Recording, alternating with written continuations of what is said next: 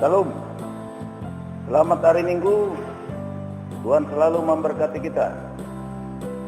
Hari ini kita kembali lagi beribadah kepada Tuhan pada Minggu tanggal 14 Juni 2020 ini.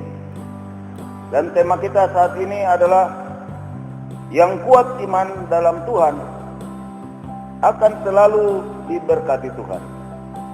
Dasar firman Tuhan bagi kita adalah Efesus 6 ayat 10 sampai dengan ayat yang ke-20. Sebelum kita lebih jauh untuk merenungkan firman Tuhan, marilah kita mendengar satu pujian, Bimbinglah Daku ya Yesus.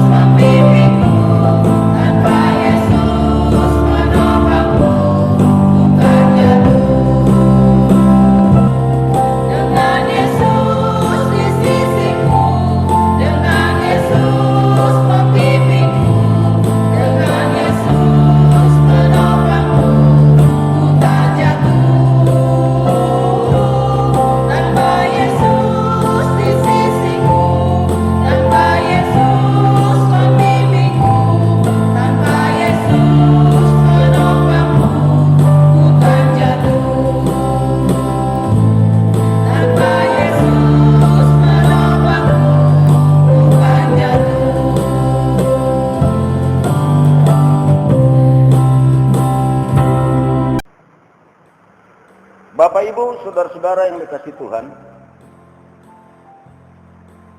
marilah kita lebih dahulu berdoa kepada Tuhan, memohon bimbingannya supaya kita bisa memahami firman Tuhan saat ini.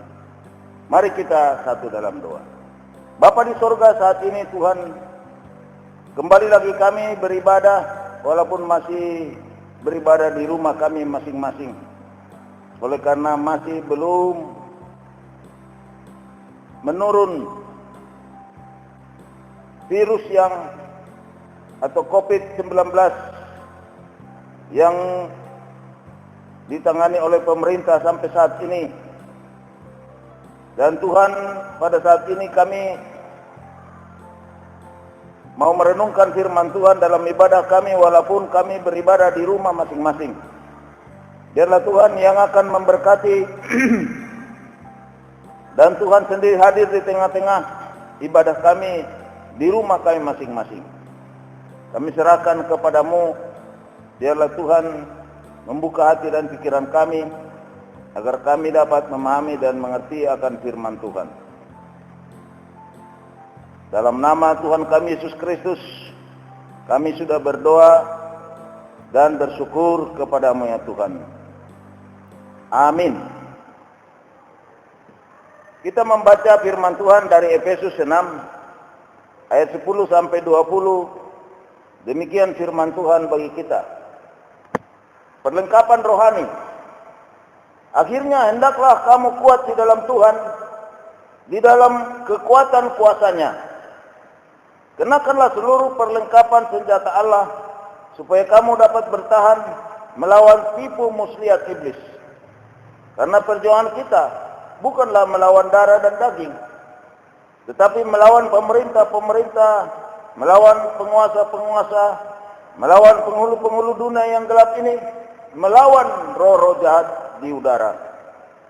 Sebab itu ambillah seluruh perlengkapan senjata Allah, supaya kamu dapat mengadakan perlawanan pada hari yang jahat itu dan tetap berdiri sesudah kamu menyelesaikan segala sesuatu.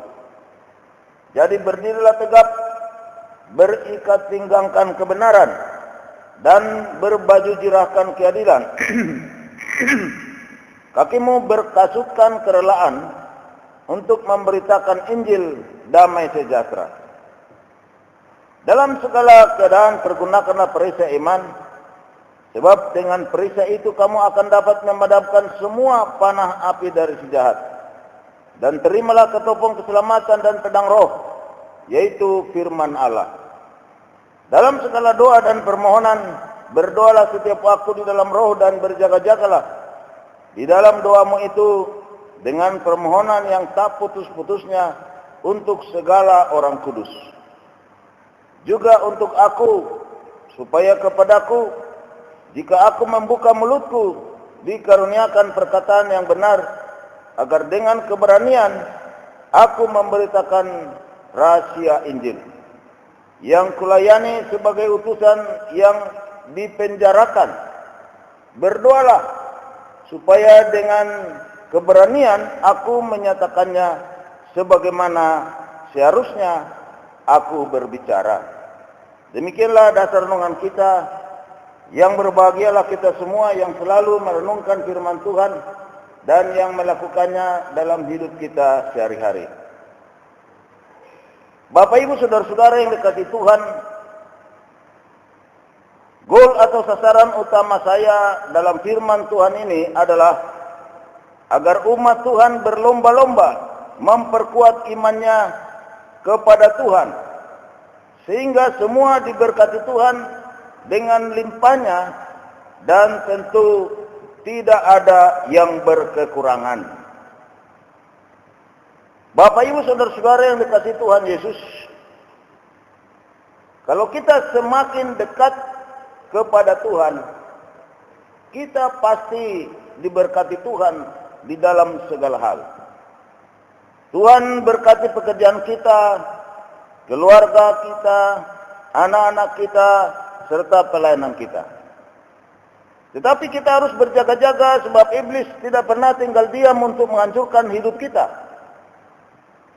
Namun jangan takut. Tuhan Yesus selalu menjaga kita dari segala usaha apapun yang hendak membinasakan hidup kita. Marilah kita membahas salah satu contoh yang sangat terkenal dalam cerita Alkitab, yaitu tokoh Ayub, yang digambarkan di sana dalam kitab Ayub pasal 1 dan pasal 2. Namun kita tidak perlu membaca kitab Ayub tersebut. Diceritakan di sana bahwa Ayub itu seorang yang saleh, jujur, takut akan Allah dan menjauhi kejahatan. Tetapi iblis tidak senang lalu mengganggu kehidupan Ayub. Iblis menghancurkan usaha Ayub, yaitu 7.000 kambing domba, 3.000 ekor unta, 500 pasang lembu, 500 keledai betina, dengan memakai gerombolan orang jahat, merampas ternak Ayub semua, dan dengan kuasa iblis mendatangkan api dari langit, menyambar habis kambing domba dan penjaganya. Tidak hanya itu, 7 orang anak laki-laki Ayub dan 3 orang anak perempuan Ayub meninggal seketika pada saat makan dan minum di rumah saudara sulung mereka, yang tiba-tiba rumah saudara sulung mereka tersebut rubuh, ambruk, sehingga menimpa mereka dan anak-anak Ayub mati semuanya. Penderitaan Ayub belum juga reda, karena datang lagi penderitaan lain, yaitu tubuh Ayub menderita barah yang busuk dari telapak kaki sampai kepala. Itu yang dituliskan di dalam Ayub pasal 2 ayat yang ke-7. Dan seluruh tubuhnya gatal, sehingga dia menggaruk seluruh badannya dengan sekeping beling sambil duduk di tengah-tengah abu. Itu dijelaskan dalam Ayub 2 ayat 7 dan 8. Masih ada tambahan kesakitan Ayub, yaitu dari istrinya yang meminta Ayub untuk mengutuki Allahnya, bahkan menyumpahi Ayub agar cepat mati. Itu dijelaskan dalam Ayub 2 ayat 9 sampai 10. Akan tetapi Ayub tidak menyalahi Allah dan tidak berdosa dengan bibirnya. Kata Ayub 2 ayat yang ke-10. Juga teman-teman atau sahabat Ayub mempertanyakan hal ini dan menuduh Ayub mungkin sudah berbuat dosa kepada Tuhan. Maka tertimpa kutuklah Ayub dengan penderitaan yang amat sangat ini. Padahal semua ini adalah perbuatan jahat atau perbuatan daripada iblis, menghancurkan kehidupan Ayub. Bapak Ibu saudara-saudara yang dikasihi Tuhan, iblis tidak mau berdiam melihat anak-anak Tuhan atau umat Tuhan dekat dengan Tuhan. Iblis mau agar anak-anak Tuhan atau umat Tuhan jauh dari Tuhan. Iblis mau agar umat Tuhan malas berdoa, malas beribadah, apalagi melayani Tuhan. Karena itu Tuhan tidak lagi memberkati umat Tuhan atau anak-anak Tuhan, karena telah menjauh dari Tuhan, terpengaruh terhadap segala godaan iblis, selalu hidup dengan semau gue, serta hidup dalam kejahatan. Hati-hati kita. Rasul Paulus dalam Efesus 6 ayat 10 sampai 12 mengingatkan gereja atau umat Tuhan agar kuat dalam iman kepada Tuhan di dalam kekuatan kuasanya. Sebab perjuangan gereja atau umat Tuhan tidak hanya melawan kuasa-kuasa manusia atau darah dan daging, melainkan kuasa-kuasa demonis, kuasa-kuasa dari iblis yang mau menghancurkan umat manusia dan menguasai manusia agar mengikuti kejahatan-kejahatannya melawan Tuhan. Terutama gereja Yesus Kristus akan diserang dan ditindas oleh penguasa-penguasa manusia yang dibungkus oleh kuasa iblis. Kuasa-kuasa itu hanya bisa dihadapi dengan pertolongan surgawi yang Allah berikan dengan perlengkapan senjata Allah. Senjata-senjata perlengkapan dari Allah itu harus dipakai dengan sikap sebagai seorang prajurit atau tentara yang siap berperang. Senjata-senjata Allah yang dimaksud adalah: pertama, ikat pinggang kebenaran, dan baju jirah keadilan. Ikat pinggang dalam bahasa Latin adalah cingulum. Artinya ikat pinggang seorang tentara yang siap perang. Jadi kebenaran, keadilan, dan kesetiaan kepada Tuhan harus selalu melekat dalam tubuh dan jiwa kita. Seperti yang digambarkan di dalam Yesaya pasal 11 ayat yang kelima. Demikian dikatakan, ia tidak akan menyimpang dari kebenaran dan kesetiaan, seperti ikat pinggang tetap terikat pada pinggang. Jadi kebenaran, keadilan, dan kesetiaan kepada Tuhan harus selalu melekat di dalam tubuh dan jiwa kita.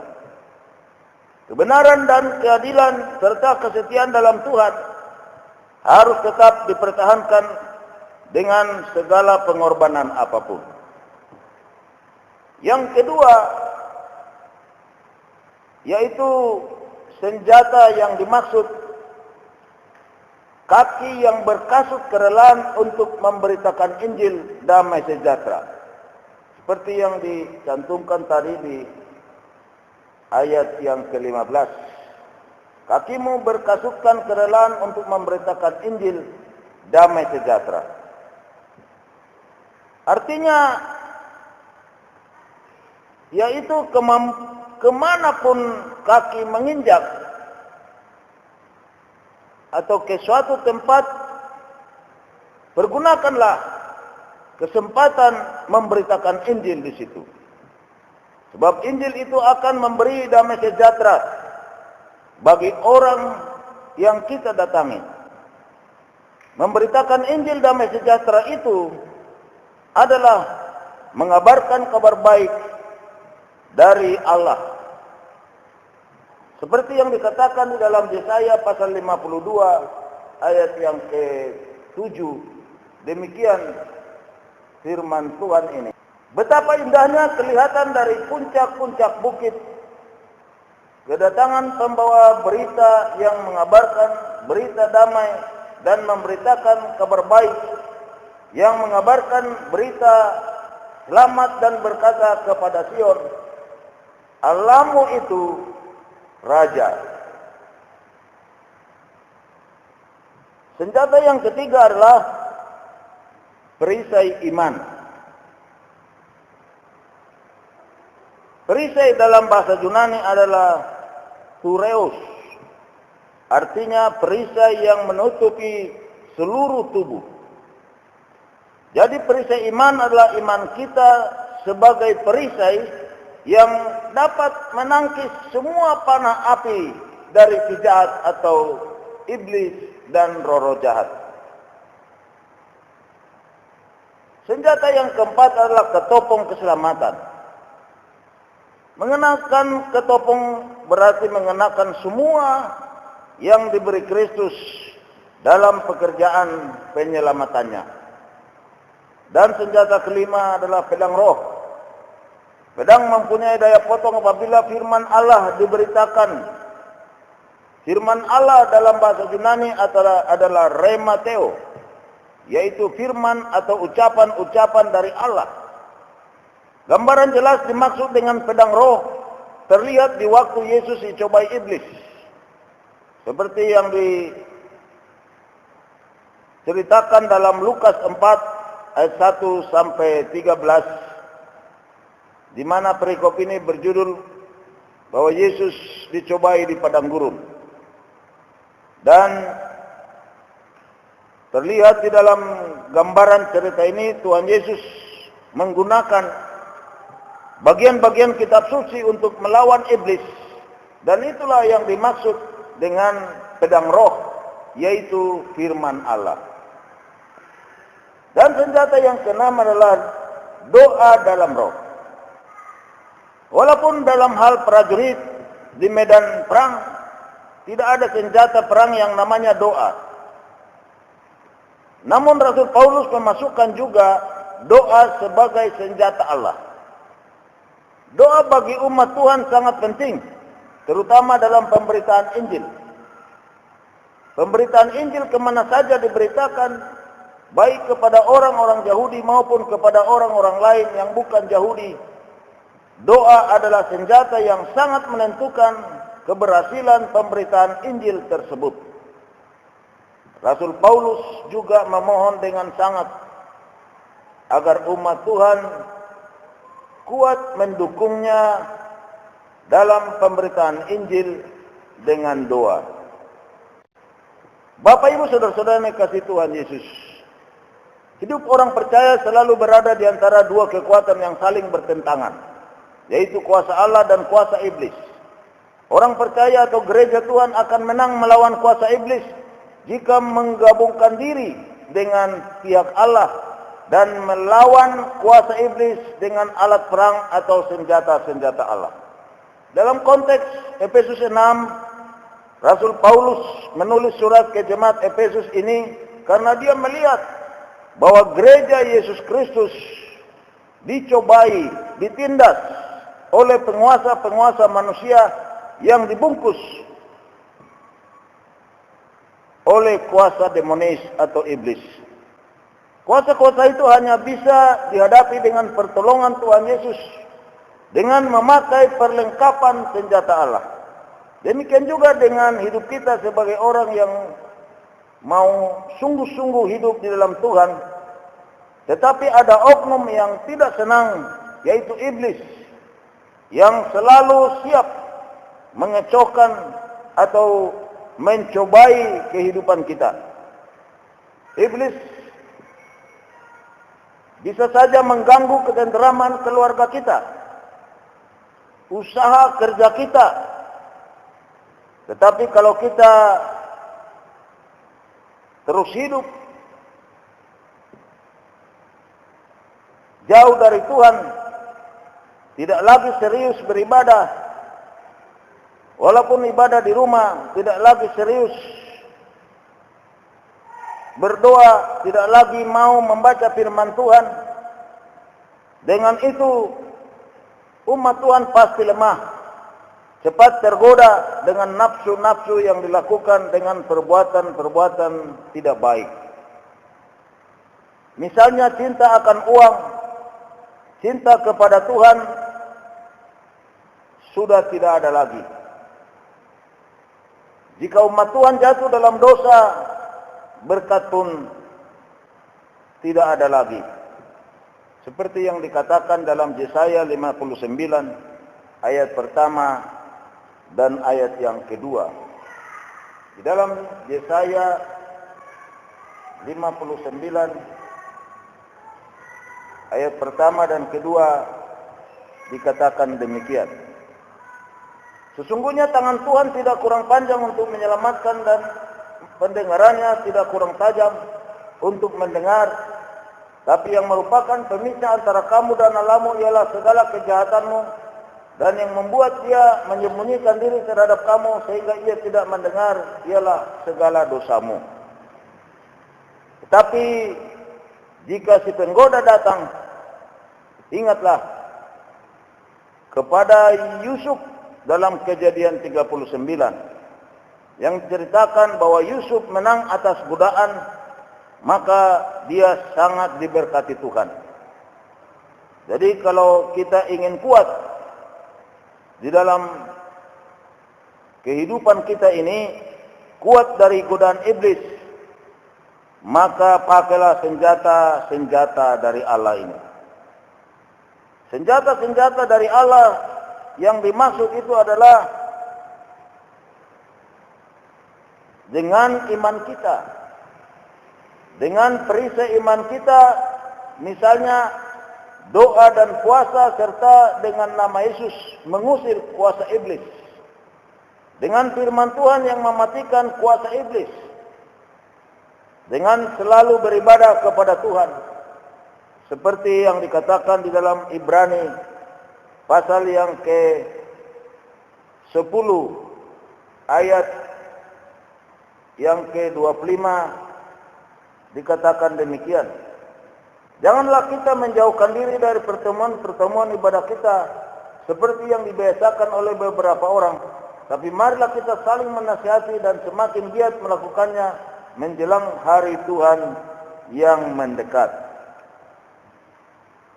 Bapak Ibu saudara-saudara yang kasih Tuhan, mari lindungi anak-anak kita dengan mengisi firman Tuhan bagi mereka, supaya akhlaknya baik, kasihnya baik, imannya baik, dan kehidupan rohaninya baik kepada Tuhan.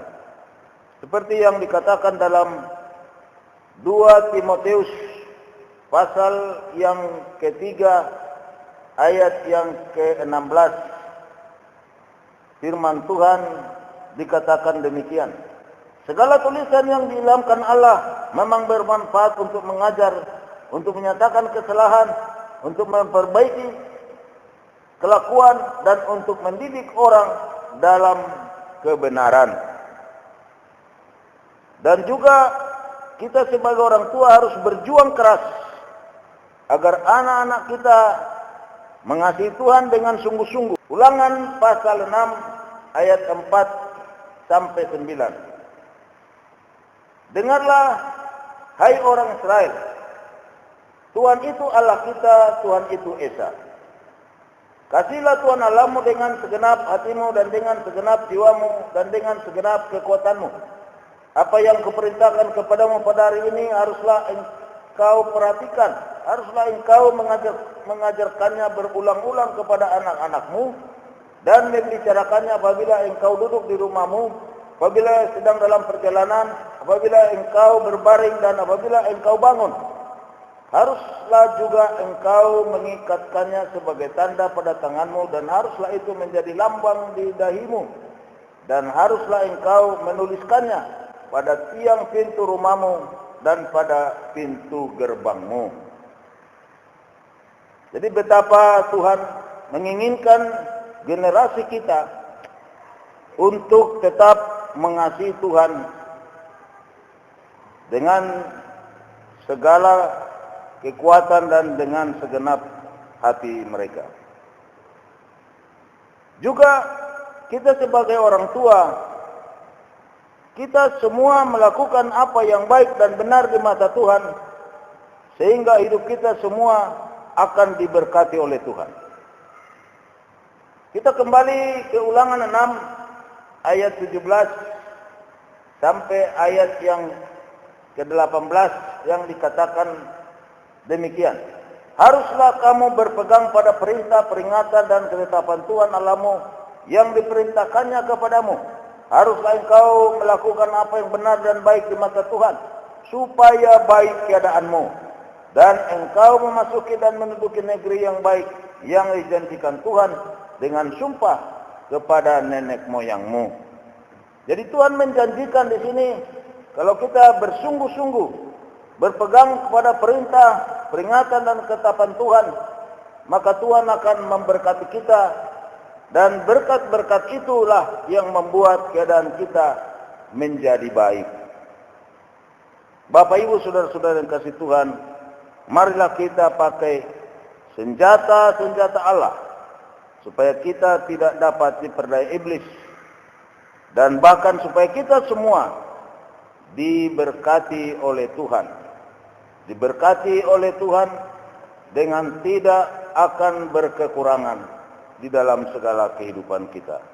Amin. Mari kita berdoa. Bapa di surga, kami pada saat ini memohon kepadamu agar Tuhan sendiri yang akan memberi kekuatan kepada kami di dalam iman percaya kami, supaya kami ya Tuhan dapat mempergunakan segala senjata-senjata Allah melawan kuasa-kuasa kegelapan yang bisa menghancurkan hidup kami.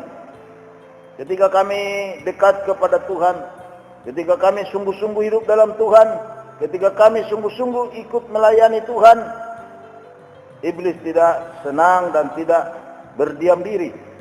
Iblis selalu mencari jalan bagaimana supaya kami jauh daripada Tuhan. Oleh karena itu Tuhan berkati kami, supaya kami ingat firman-Mu ini untuk mempergunakan semuanya senjata-senjata Allah yang Tuhan berikan kepada kami. Berkatilah kami semua ya Tuhan, supaya kami selalu baik dan sehat. Jauhkan kami dari mara bahaya penyakit kecelakaan. Berkati saudara-saudara kami yang sakit, Tuhan jamah dan Tuhan sembuhkan mereka. Dan juga kami berdoa untuk saudara-saudara kami yang sakit, yang masih diisolasi di rumah-rumah sakit oleh karena terkena virus atau COVID-19 ini. Tuhan berkati supaya semuanya sehat dan kembali ke rumah dengan bahagia, kembali ke rumah dengan senang hati. Tuhan berkatilah supaya kami terhindar dari virus atau COVID-19 ini. Tuhanlah yang menjaga kami semua dari kuasa-kuasa kegelapan yang menghancurkan hidup kami. Biarlah Tuhan utus malaikat-malaikat kudus-Mu mengiringi langkah kami kemanapun kami pergi. Supaya kami Tuhan dihindari dari segala virus atau COVID-19 yang menghancurkan kehidupan manusia. Bapa di surga, kami juga berdoa untuk bangsa dan negara kami, pemerintahan kami, dan juga Bapak Presiden kami, Wakil Presiden, semua lembaga-lembaga yang menangani virus atau COVID-19 ini.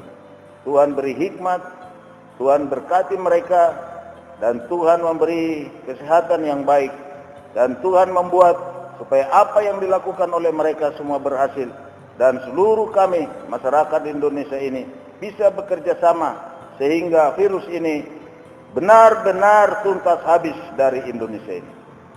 Ya Tuhan Bapa di surga, kami serahkan kepadamu.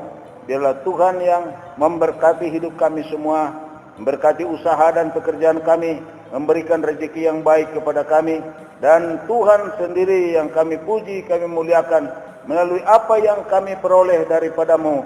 Dari segala usaha pekerjaan kami akan kembalikan kepada Tuhan dengan persembahan-persembahan syukur kami, dengan persembahan persepuluhan kami, bahkan dengan mempersembahkan hidup kami ini sendiri. Terima kasih ya Tuhan. Doa ini kami sampaikan kepadamu di dalam nama Tuhan kami Yesus Kristus, Tuhan dan Juru Selamat kami yang hidup, yang mengajar kami berdoa. Bapa kami yang di surga, dikuduskanlah namamu, datanglah kerajaanmu, jadilah kehendak-Mu di bumi seperti di surga. Berilah kami pada hari ini makanan kami yang secukupnya, dan ampunilah segala kesalahan kami seperti kami mengampuni orang yang bersalah kepada kami. Janganlah membawa kami ke dalam pencobaan, tetapi lepaskanlah kami daripada yang jahat, karena Engkaulah yang punya kuasa dan kemuliaan dan kekuasaan sampai selama-lamanya. Amin. Kita akan mendengar pujian yang kedua adalah Tuhan tak pernah janji.